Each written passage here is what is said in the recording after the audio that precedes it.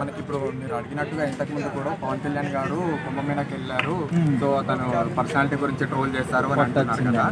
So troll చేసిన వాళ్ళందరికీ కూడా తమ్ముడు మూవీ ఒకసారి చూపిద్దాం, మళ్ళీ ఒకసారి థియేటర్లో చూపించి అందరి ట్రోలర్స్ ఎవరైతే చేసారో వాళ్ళందరూ ఒకసారి తెచ్చి కూర్చోబెట్టి ఆ మూవీ చూపిద్దాము. ఇంకోటి రీసెంట్గా మనకి హరిహర వీరమల్లులో ఒక చిన్న గ్లిమ్స్ వదిలేరు. తను స్టిక్ పట్టుకొని అంత హెవీ బాడీతో లేచి ఒక పంచ్ అంత మీరు అందరు చూసే ఉంటారు కదా. ఆ ట్రోలర్స్కి అదంతా కనిపించలేదు అనుకుంటా. మళ్ళీ ఒకసారి షేర్ చేద్దాం అందరికీ కూడా. చెప్పండి. అంటే ఆయన ఎన్ని అద్భుతాలు చేసినప్పటికీ, ఎంతో మంది హెల్ప్ చేసినప్పటికీ కూడా ఈ విధంగా అక్కడ పుణ్యస్నానం చేయడానికి వెళ్ళాడు. సో అక్కడికి వెళ్ళినప్పుడు కూడా బాడీ షేమింగ్ చేయడము, తన గురించి వ్యతిరేకంగా మారడం కరెక్టే అంటారా?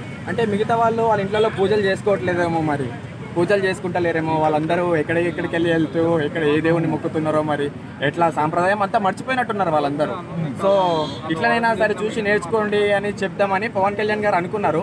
సో దాన్ని వాళ్ళు ఇంకో రకంగా తీసుకుంటున్నారు అనమాట. ఇంకొకటి బ్రో, రీసెంట్ గా వల్లభనేని వంశీని కలవడానికి జగన్మోహన్ రెడ్డి వెళ్ళాడు.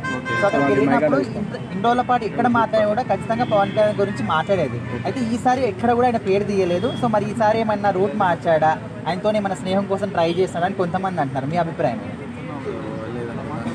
నాకు తెలియదు, నేను ఇంకా వినలేదు కూడా. Okay, hi bro. సో రీసెంట్గా వల్లభనేని వంశీని కలవడానికి జగన్మోహన్ రెడ్డి వెళ్ళినప్పుడు ప్రెస్ మీట్ పెట్టినప్పుడు ఎక్కడ కూడా పవన్ కళ్యాణ్ పేరు మాట్లాడలేదు. సో కొంతమంది ఏమంటున్నారు, ఏదో ప్లానింగ్ చేస్తున్నారు లోపల అంటున్నారు. సో మీ అభిప్రాయం ఏంటి? ఇప్పుడు ఆల్రెడీ అధికారంలో పవన్ కళ్యాణ్ ఉన్నారు కదా. ఆయన ఏం చేయకుండా ఎందుకు పుణ్యస్థానాలు పోతున్నాడు?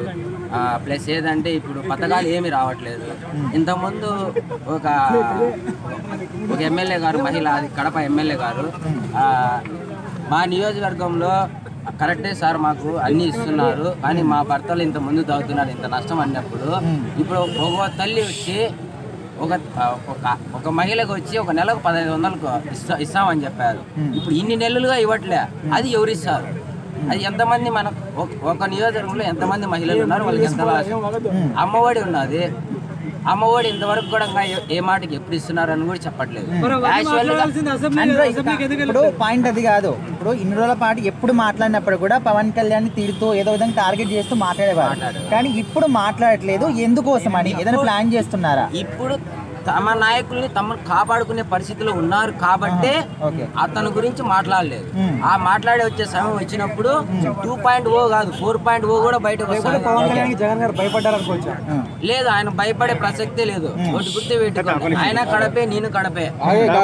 భయం అనేది కడప జిల్లాలోనే ఉండదు. పోతే పోతాం, లేదా చూసేస్తాం, అంతే. జైల్లో వేయలేరు, ట్రై కూడా చేసుకోమని చేయలేరు. ఆ ప్రయత్నం చేస్తే మళ్ళా 10 ఏళ్ళ పాటు మళ్ళీ జగన్మోహన్ రెడ్డి పక్కా జైలు శిక్ష ఖాయమనే విధంగా అంటున్నారు కదా. నమస్తే.